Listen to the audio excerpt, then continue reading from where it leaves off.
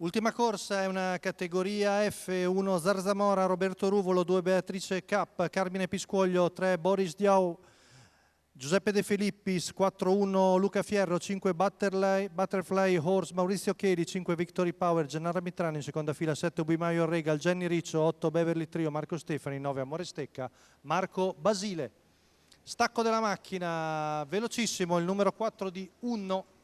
Riesce a prendere la testa su Butterfly Horse, insiste a largo Maurizio Cheli, ora cerca di scavarsi con molto mestiere il posto secondo la corda e si riesce, rompe Boris Diau, rompe anche il numero 2 Boris Maff, di Beatrice Cap ed è sembra il numero 9 di Amore Stecca, no, anzi l'8 di Beverly Trio che va a chiedere strada, cerca di sorprendere Unno e passa, bella mossa di Marco Stefani che dopo 400 metri il nuovo battistrada, 29,5 il primo quarto. Beverly Trio un po' sorpresa al comando su Unno, poi vediamo Maurizio Cheli con Butterfly Horse terzo alla corda. Intanto ha spostato all'esterno il numero 6 di Victory Power che prova ad avanzare, seguito da Zarzamora.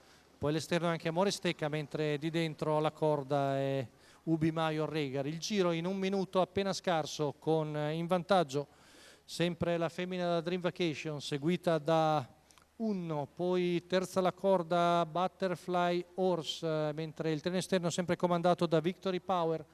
Poi il numero 1 di Zarzamora che accenna alla terza ruota trascinandosi Amore Stecca, ma ha preso buon margine. Beverly Trio prova a scappare Marco Stefani a 400 metri dalla conclusione, l'errore di Zarzamora, sempre in vantaggio è Beverly Trio, prova a avanzare Amore Stecca in terza ruota, siamo a poco più di 200 metri dalla conclusione, sembra padrone della situazione Beverly Trio, ma Uno si sta riorganizzando, esposta all'esterno in retta d'arrivo con Beverly Trio attaccata da Unno, a largo di tutti Amore Stecca, di dentro si butta Butterfly Horse, arrivo molto combattuto, a largo di tutti Amore Stecca ed è Amore Stecca e Marco Basile che vengono a vincere sul numero 4 di Unno, poi molto vicini anche Beverly Trio e Butterfly Horse. Amore Stecca, che era decisamente declassato in questa categoria, viene a vincere a buona quota, era 31 in Lavagna,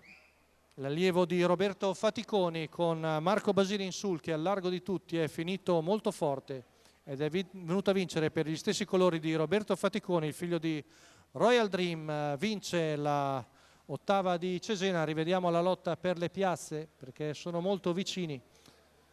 Probabilmente al largo è ancora Unno a conservare il secondo posto su Beverly Trio e il 5 di Butterfly Horse, ma attendiamo il giudizio del giudice d'arrivo.